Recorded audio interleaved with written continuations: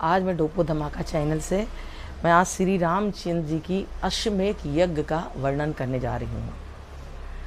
इसमें से दोनों भाइयों का कथा सुनाकर श्री राम बोले, हे लक्ष्मण, मैं अश्वमेध यज्ञ का अनुष्ठान करना चाहता हूँ, अतः तुम इस यज्ञ के अग्रगण वशिष्ठ, वामदेव, जबली, कश्यप आदि को बुलाओ। इन लोगों के जाने से सामने उनके यश की आज्ञा से लक्ष्मण ने कहा, लक्ष्मण, सुग्रीव, विभीषण आदि प्रिय चाहने वाले राजाओं की सेना सहित निमंत्रण भेजो।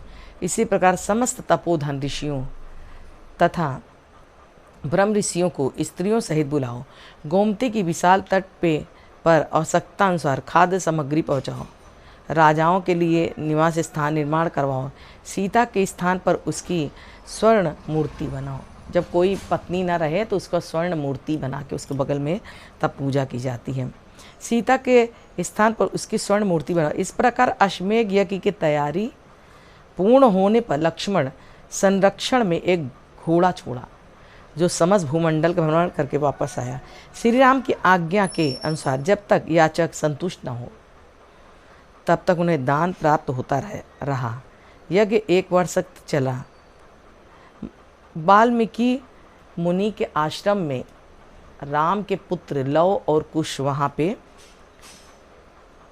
थे, तो उनके सहित आगमन पर रामायण गान यज्ञ का समाचार पाकर वरुण पुत्र वाल्मीकि मुनि भी अपने 2 हष्ट पुष्ट शिष्यों सहित वहाँ पधारे।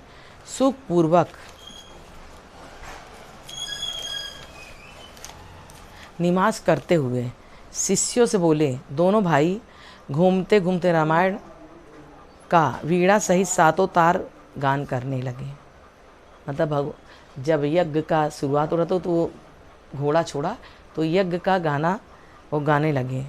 विशेषकर ब्राह्मणों के पवित्र स्थानों पर, राजा मार्गों पे तथा राजा के दरबार में अगर कोई तुम्हारे पिता का नाम पूछे तो कहना कि हम वाल्मीकि मुनि के शिष्य हैं। तब कहीं भी धन का लोभ नहीं करना। दूसरे दिन दोनों भाइयों को घूमते रामायण का गान आरंभ किया, जिसे सुनकर श्री राम वहाँ एक बहुत बड़ा दरबार लगाया तथा उन लोगों को बुलाकर काव्य सुनने को कहा।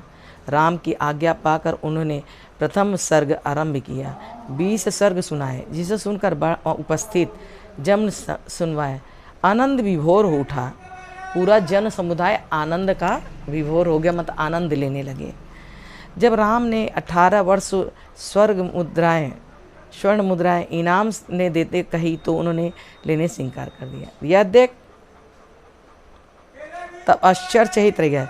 राम के द्वारा पूछने पर कि तुम किसके पुत्र हो और यहाँ काव्य की बड़ा किसका, तथा वो बोले, हम भगवान वाल्मीकि के शिष्य हैं तथा उन्हीं के द्वारा यहाँ काव्य 24,000 श्लोक और एक उपाख्यान रखकर तैयार है। इसे 100 सर्ग तथा 6 कांड है।